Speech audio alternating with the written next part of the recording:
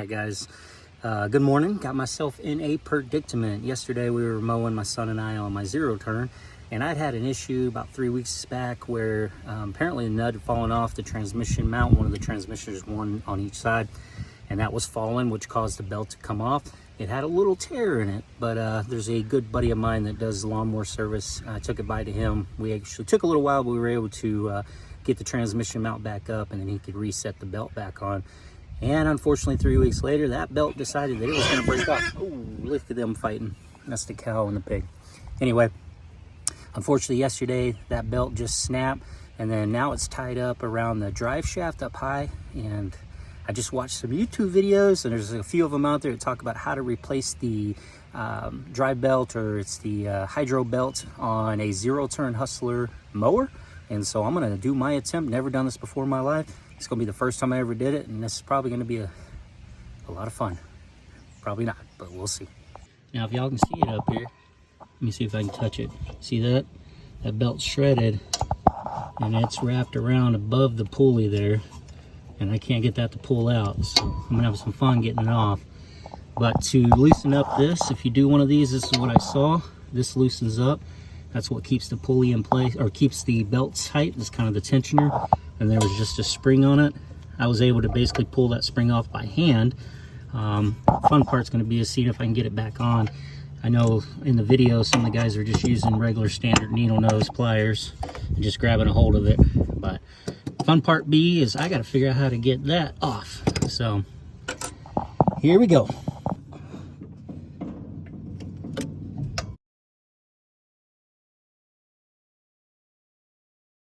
Well, I cranked up the engine and turned it a little bit. Boy, it sounds like crazy crap under there. I turned it off as fast as I could, but now it's got two pieces over here. Thinking about getting and cutting that. That'll be fun, trying to cut through that one. That might loosen it up because it's wrapped and tied around each other. Neither one of these will pull off, so I think I'm gonna have to cut that. I will say, guys, I'm gonna be honest, being a non-mechanic like me that's never done this before, I'm just not mechanically minded. I'm taking on all these challenges instead of paying somebody God knows what, and if they can even get to this in time, I'm trying it myself. But man, after watching a few of them YouTube videos on how to do it, until I got to about the fourth one that somebody had on there about how to change out the hydro, when I watched that, I felt a little more confident, and I said, man, I tried everything else. I've done everything to this thing so far except for change the belts, and I swore up and down I wouldn't do it. I even called to see, I don't think they're open because it's Memorial Day, but I even called to see what it would cost. But I decided I'm gonna get out here and do it myself. The last thing I expected was to run into this mess. I'm gonna keep prying on it until I get that cord off. And then once I do, then I'll be able to look at working on it. But I still gotta take this belt off. That's what I saw in the video. You gotta take this belt off, which is your belt that goes to all of your mowing, you know, the blades. And I have 3 of them because I got a 60-inch. Tell you what, getting under here is some tight squeezes, but I actually was able to get back behind here, get up in there. I could reach through, and I got that cord. There we go. You can see the pulley up there. I was able to reach back behind it. I got a lot of slack left in it, but I'm gonna have to keep playing with it until I get it unjammed or untangled up there. Kind of got it untied, so it looks like we're just about there. You can see I got most of it off now. I'm having to unwrap it manually, push it from behind, pull it out. You can see right here, push it from behind, just keep doing that. All right, there she is. I got her off. It is 4 years old. Probably been time and due. I just hope that that's all that happened up under there. Everything looks fairly normal, but hopefully that's it. Now I got to go and see if I can find this belt again. Now, as far as pulling them springs, I saw one of the guys, this is a spring hook that you use off a trampoline. So if you have one of these laying around, I still have mine from 4 or 5 years ago when I built a trampoline for the kids. I just threw it in my tool drawer. I'm glad I kept onto it, but you can use this to latch onto the springs. There's 2 springs. There's the main one underneath the motor here that we have to disconnect. That one was real easy. I think I showed that to you already. And then there's going to be one up top, which is a big heavy duty one. But I'm going to try to do what the guy did, which is take the belt off without pulling the spring. He was showing on his video, pretty simple, about pulling on this and then basically just pulling it down. Ouch. Just got my fingers jammed on something. All right, I see what he did. I just pulled on the front of that, made it roll back and started pulling down on it, and you can see it's already starting to come off. That's a bad video there. Starting to come off the pulley. I did get my fingers jammed on this for a second there. That really kind of started to suck. But once I got past it, I should be able to pull it right off. The fun part's going to be is seeing if we can put it back on. But that just made better sense than having to go up there and fool with that spring. I don't know if you guys can see that spring all the way up there. There's a big golden spring. You see it right back there? That would loosen everything up. All right. So like I said, I just grabbed it up here like I saw him do and pull on it, pull down as I pull forward. Like I said, I got too far behind this right here, and that's where I started to squeeze my finger in there. But all I got to do is reach back up here, pull down, and turn. You see it starting to come off now.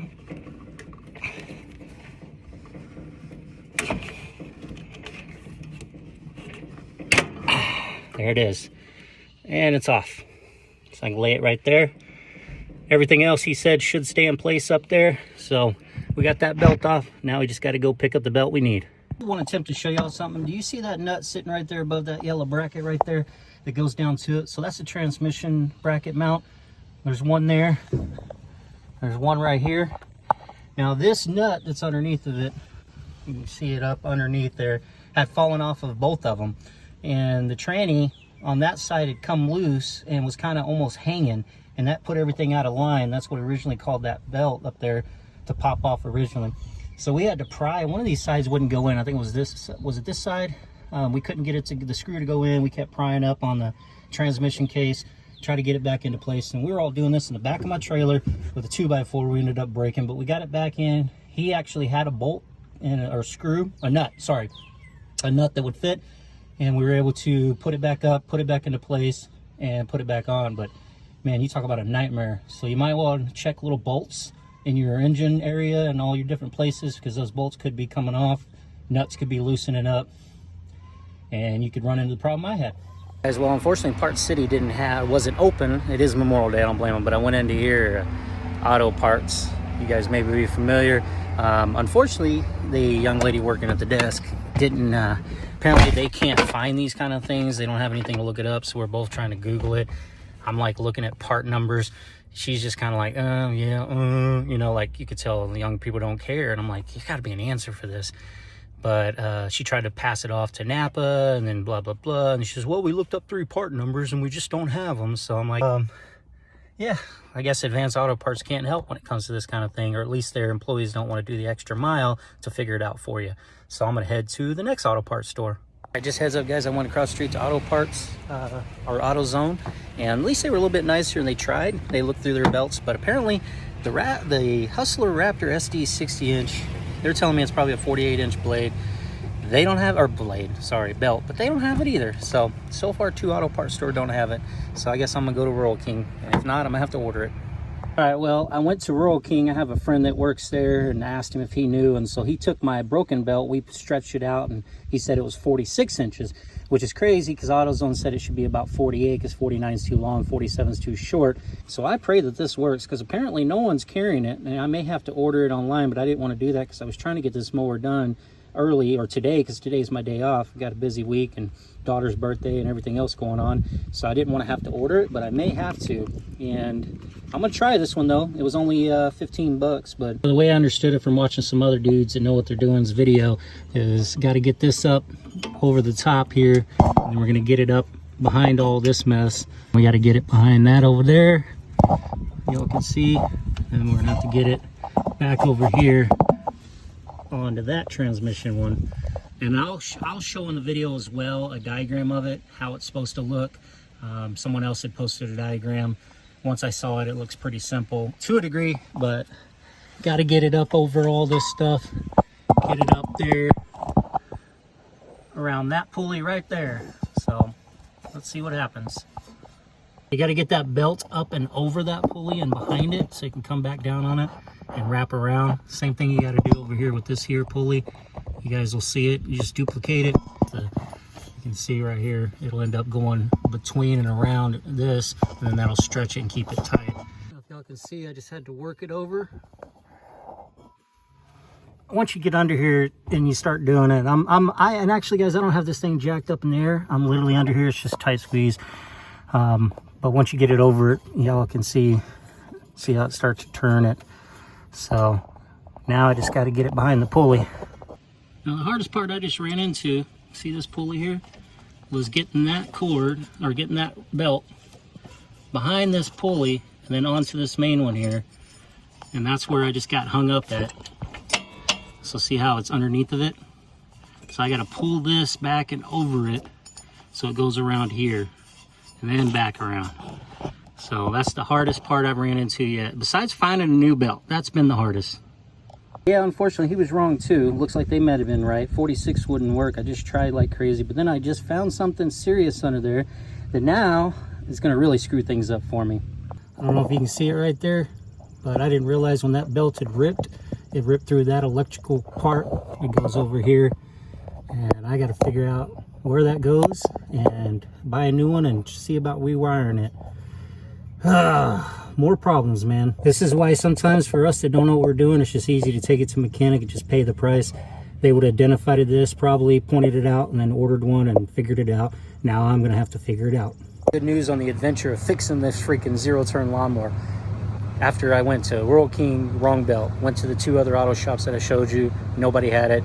Finally found a buddy of mine, said, hey man, check out that Tractor Supply place. Well, they just became Hustler dealers. And lo and behold, they got the proper belt. And that thing that got ripped off in there, I found out is basically the clutch wiring harness thing.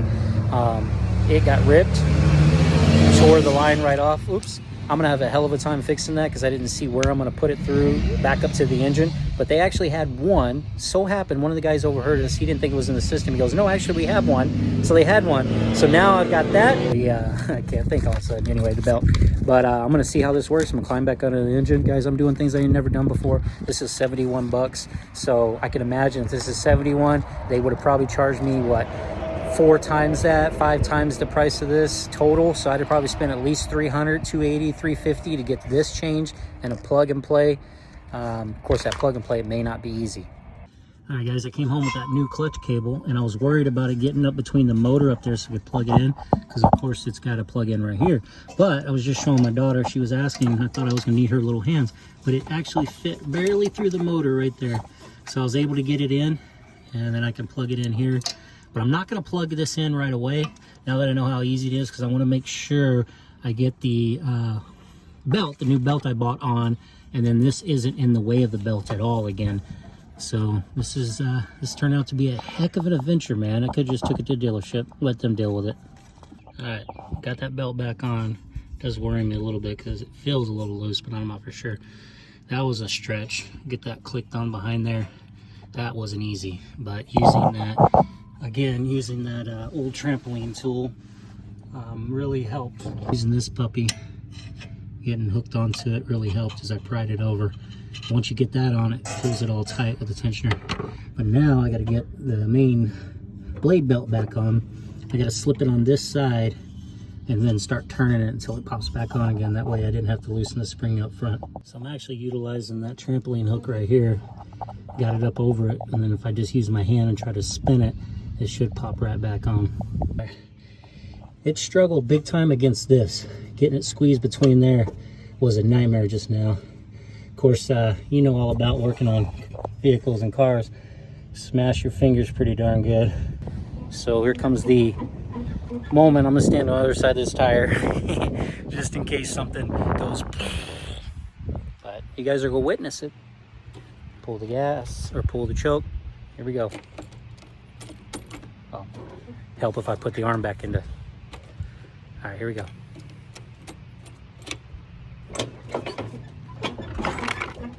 Dumbass. Idiot. Gotta put the arm back. All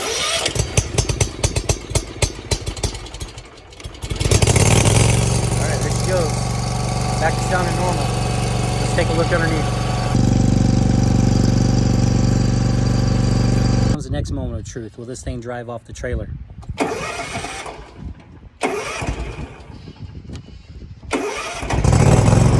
Go.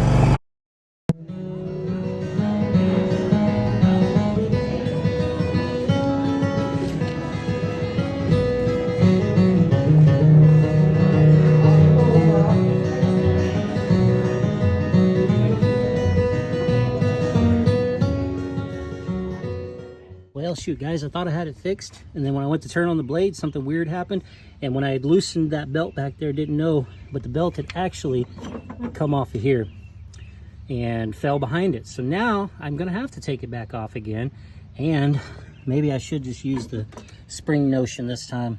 Man, I gotta clean this thing out too. Yeah, baby, I don't know if you guys can see it, but I just mowed 2 strips to make sure it's working. Here's the thing, 3 days later, adventures to 4 different places, never done this before, trying to figure it out. Cost me a total of $71 or whatever it was, less than 75 bucks, a little bit of gas money, a whole lot of headaches, a whole lot of time.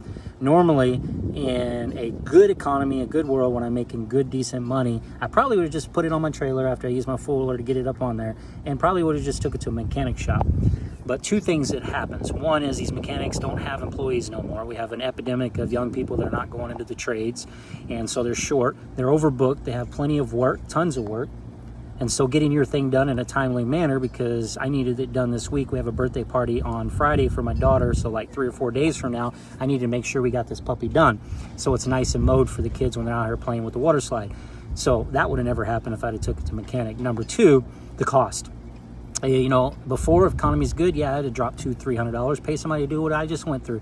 But instead, we live in a really bad economy right now. Blame it on Biden, blame it on the economics, blame it on COVID, whatever we want to blame it on. The fact is money's tight across the board. So I put in the time, I put in the effort, I figured it out. I feel better as a person. I able to accomplish something. It was exciting to make it work, that I did it. A guy that doesn't understand mechanics, that isn't a mechanic, it's just a glorified sales guy that is learning to do all these things such as homesteading, fixing my own equipment. One by one, I am learning. I've done now a lot on this lawnmower. I'm pretty sure soon I'm gonna need to do that transmission, and that don't look like fun. But anyway, this has been fantastic. Hopefully you guys learned a little bit, and don't be afraid to take risk and things like this and work on stuff yourself. That's the beauty of YouTube. You never know what you can find out there. Thanks for tuning in. Hit that like button, subscribe button, you know all the goodies. Now you talk about making a man, or hey, even some of you ladies out there feel good. I was able to fix the lawnmower and get my grass mowed, right? All that nice pretty grass. But most importantly, in 3 days, we're gonna set up my daughter's birthday, and I always do a slip and slide right here. And then we got that trampoline with the water sprinkling system. You can see it out there, right? And it won't be like freaking 6 inches, 7, 8, 10 inches tall. You know, here in Tennessee, everything grows an inch a day. That's the joy, man. I did that myself and got it done in time, so my daughter can have a good birthday.